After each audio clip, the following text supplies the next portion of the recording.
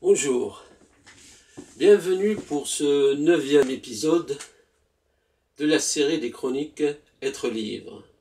Aujourd'hui, je vais vous parler d'un roman qui m'a beaucoup plu, que je trouve intéressant, et son auteur a osé de sortir des sentiers battus et de produire quelque chose d'original.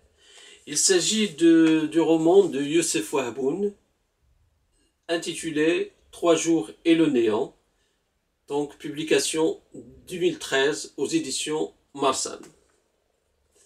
Ce roman relate l'histoire d'un fonctionnaire à la dérive et l'exploit que réalise ici Youssef Wahboun, c'est d'écrire son roman à la deuxième personne, tu.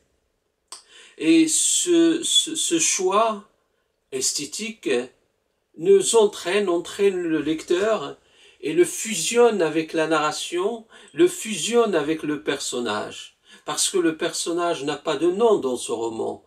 Et donc, probablement, c'est au lecteur de lui attribuer ce nom et prendre peut-être sa place. Mais il y a d'autres façons aussi de voir les choses. Parce que, comme je disais, ce narrateur, ou ce personnage principal, est un fonctionnaire à la dérive, donc qui vit très mal son quotidien et qui très mal également et qui est mal à l'aise dans son boulot aussi, dans son travail, et par conséquent, il vit un ensemble de situations d'échec.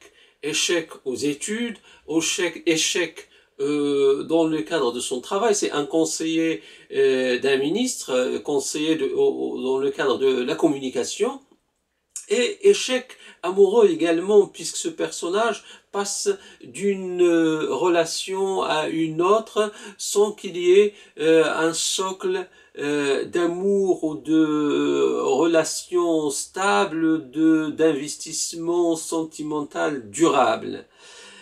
Mais en même temps, c'est un personnage dont on peut dire qu'il est audacieux, courageux, un personnage qui n'oublie pas aux normes de la société, un personnage qui a le courage de vivre presque librement. Donc, ces déambulations de ce personnage vont se structurer dans le roman à travers 3 chapitres qui correspondent à 3 journées de la vie du protagoniste, mardi, mercredi et jeudi. Donc ce sont les 3 jours qui sont annoncés par le titre, et il y a l'autre composante du titre qui est le néant. Le néant, c'est quelque chose que cherche le personnage, c'est quelqu'un, c'est le nom d'un autre personnage, qui prend plusieurs formes mais qui n'en prend aucune en même temps. Voilà donc grosso modo l'intrigue. Et sur le plan formel, sur le plan de la forme, donc le fait de procéder avec cette écriture à la deuxième personne entraîne donc le lecteur et le place dans la conscience de ce protagoniste. Et c'est un procédé qu'on pourrait interpréter de 2 façons différentes. Soit on suppose qu'il y a une instance qui s'adresse à ce personnage et place sa vie devant lui, lui désigne tout ce qu'il fait, lui désigne ses actes, etc.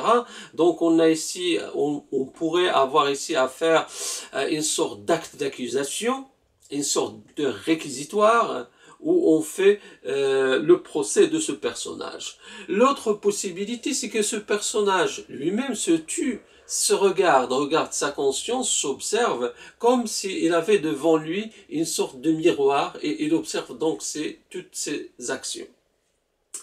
Un autre procédé stylistique donc qui facilite le fait d'abonder dans ce sens et de se laisser entraîner par ce personnage et dans ses déambulations et dans ses, dirait Walter Benjamin, ses flâneries, c'est le choix d'écrire des paragraphes très longs.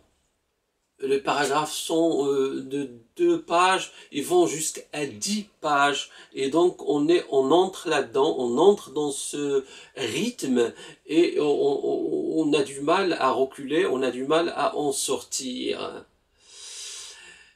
Et voilà donc ce roman qui commence par, je cite les premières phrases de ce récit, 3 jours et le néant de Youssef Wahboun.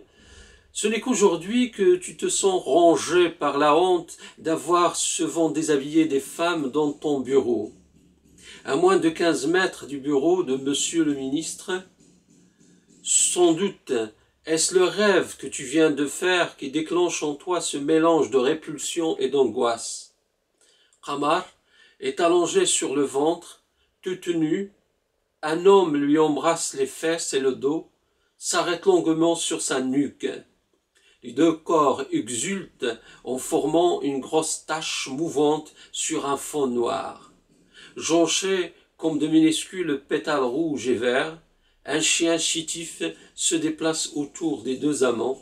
De temps en temps, il aboie, comme dans un effort de rompre cette union qui semble le narguer, le décevoir.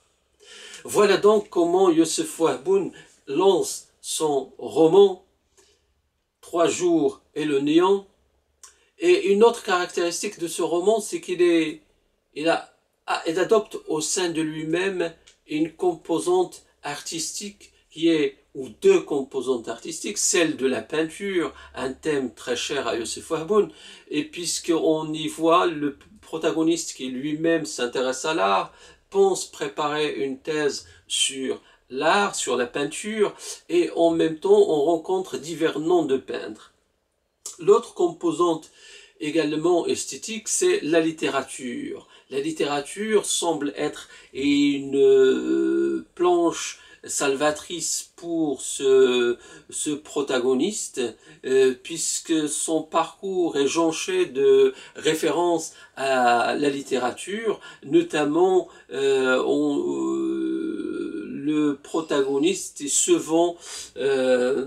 souvent entre les mains, comme une sorte de gris-gris, a souvent entre les mains le roman de Kandera, La vie est ailleurs, comme une sorte de clin d'œil, une sorte d'allusion à ce que ce personnage cherche, et donc il ne cherche pas seulement le néant, mais également cherche une vie meilleure, et c'est la littérature qui lui annonce ça à travers le bouquin qu'il tenait entre ses mains et qui portait le titre « La vie est ailleurs ».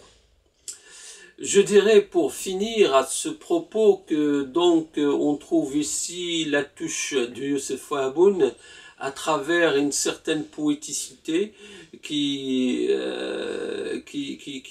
transparaît dans le style, et également une continuité par rapport à son recueil de nouvelles. Il faut assassiner la peinture, puisque le roman également laisse une grande place au thème de la peinture, au nom de peintre, etc.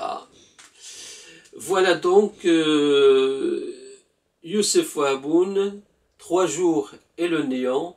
Je vous en souhaite très bonne lecture et à la prochaine chronique. D'ici là, soyons libres. Au revoir.